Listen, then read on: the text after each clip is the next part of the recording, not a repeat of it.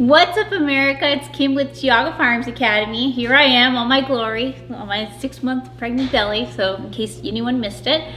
Today we're going to talk about some winter carry tips. It's starting to get cold here. We live in Northeast Ohio, so we have to change how we dress, and we could change even how we carry. Some good ways, some bad. So let's go over some different winter carry tips.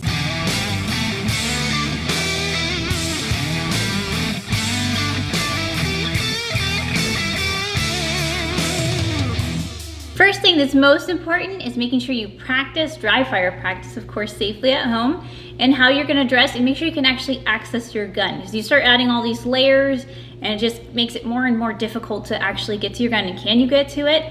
Another important things are gloves. We have a lot of people who come to our winter classes and they buy these like special shooting gloves. It's like, are you really wearing those every day? And if you're not, you make sure that your normal everyday gloves you can actually shoot in. Some people, they'll find out that the trigger guard's not even big enough, or maybe they can get their finger in there, but can they get their finger in there without pressing the trigger until they're actually ready? So finding a good pair of gloves, I've had to kind of compromise a little bit, maybe go a little bit less, getting a glove that's a little less thick, and maybe it's not as warm, but I can still use it, and I can actually, shoot proficiently with it. One really cool thing about having the cooler weather is I can switch my carry gun up. I can go larger. I can go from my small single stack XDS to a full-size gun much easier. Another thing I can do is I can change up my holster to make it more comfortable for carry and make it easier to access. So I go from an inside the waistband hybrid to an outside the waistband, which is easier to get to and also more comfortable because I don't have anything tucked into my pants. It's all on the outside. All right, so clearly with kind of this pretty standard affair for me, so flannel or whatever, any type of heavy hoodie, whatever the case is, I can hide a lot of stuff. I do have my gun on me. There's no way in life that you would ever know I have a gun. Impossible. With this heavier layers, I can hide that with a t-shirt, so clearly this is going to make it even easier. Now, a couple things. First, we got to be aware that I have another garment that I need to clear, right? And in a minute here, I'll throw on some other stuff because when it's really cold, right? We're going to have multiple layers, and that's where it gets a little tricky. So for this, nothing's really going to be that fantastic or different. I clear my garment, right? Go ahead and grab my gun and do my thing. Not a big deal there, all right? However, if I'm going to get into a car, even with this, and let's just say even if it was not that cold, maybe it's a summertime, springtime, whatever, and I just have a heavier garment, a lot of times one of the things that I'll do as I get in the car, before I get in the car, is I'll just take my garment real quick and I just do this, okay?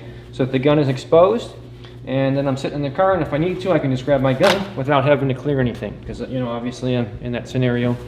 One of those little things as possible, or get a seatbelt on and all that.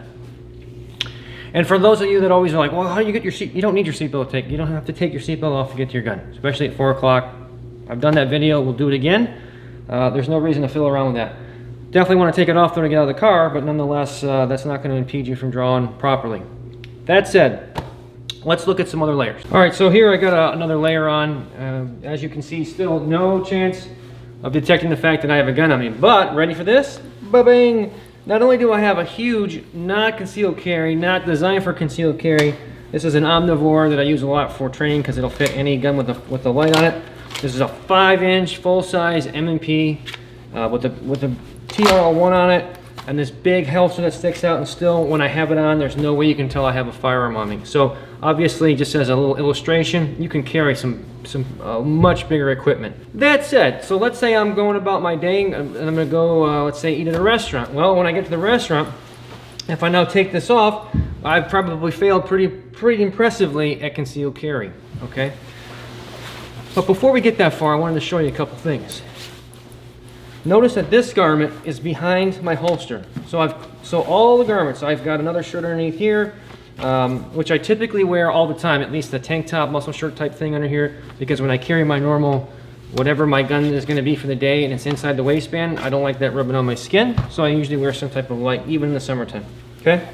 But I'm going to take all the layers, however many I'm wearing, I'm going to put all those behind the gun, and so the only thing I ever need to do is clear my outer layer, however I'm going to do that, and that's it, and I'm going to have access to the gun. And again, even if I was in the car right now, I'd throw this in here like that, so I have access to it, okay? But let's look at this with a more realistic holster. Although you could definitely pull this off, as you can see, this is probably not a holster you're going to be wearing around for concealed carry. So a little bit more realistic setup. Here I am again. No chance that you can tell I have a gun on. However, this one, I got a big boy. I got a 1911, full-size 1911. By the way, check this holster out. Just got it from Vetter. We'll be doing a review on that along with this gun. So here is a more realistic holster. And the holster is set up so that the contour is contour the body. It's pulled tight, so it's designed for concealment. Now, being that this holster is nice and tight, keeps the gun nice and tight to my body, I realize you'd probably wear it 4 o'clock, whatever. This is just for illustration purposes. But now, I'm gonna wear this heavier coat, okay, on top. So once again, I'm gonna take my garment and I'm gonna tuck it in, and actually, because it's closer to the body, it actually makes it easier to keep it, because that just keeps your shirt retained just where you want it. And then I'm gonna go ahead and put my coat on, okay? No fancy, there's no tactical trick for that. And then I have that. And then if I need to access my gun, there we go. We're good to go, and I can clear that garment, okay? So again, always be conscious of whatever you're wearing underneath. Your outermost layer gets tucked in behind the gun. You can go outside the waistband. You can even do it inside the waistband. Just put it behind the grip and you're good to go. By the way, we're gonna do a follow-up video on this with being in the car. So we're gonna do winter tips in the car. So we'll show a bunch of other different things in the seatbelt and all that kind of good stuff. But Kim already brought up earlier today about gloves, okay? So we all know these big heavy gloves, right, that you wear in wintertime, okay?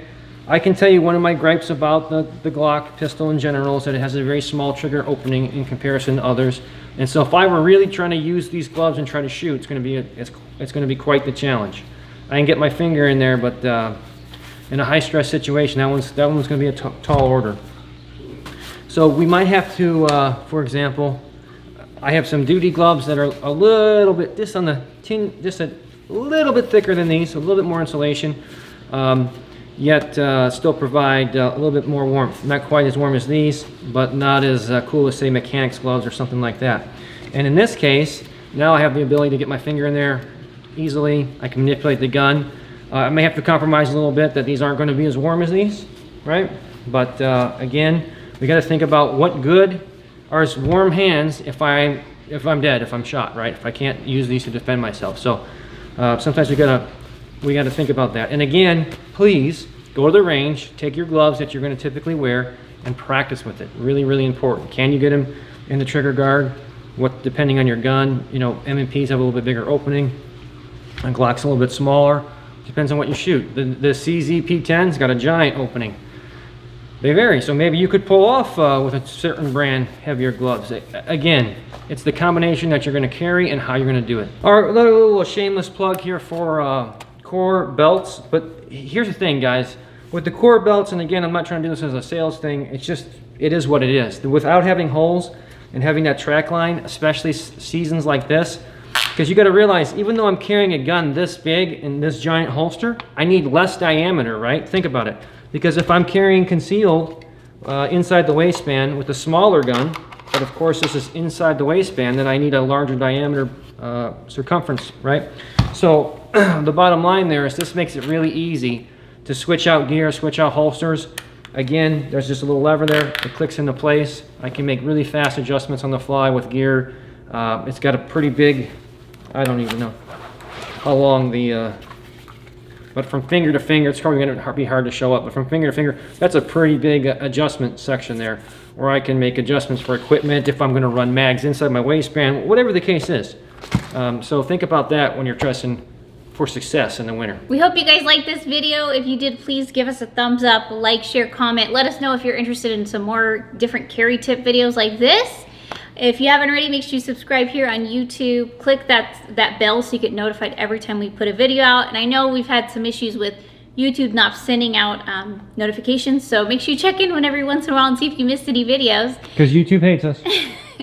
You can also find us on Instagram, on Facebook, and we put all of our premium content on Patreon. Until next time, remember, it's always better to be judged by 12 than carried by 6.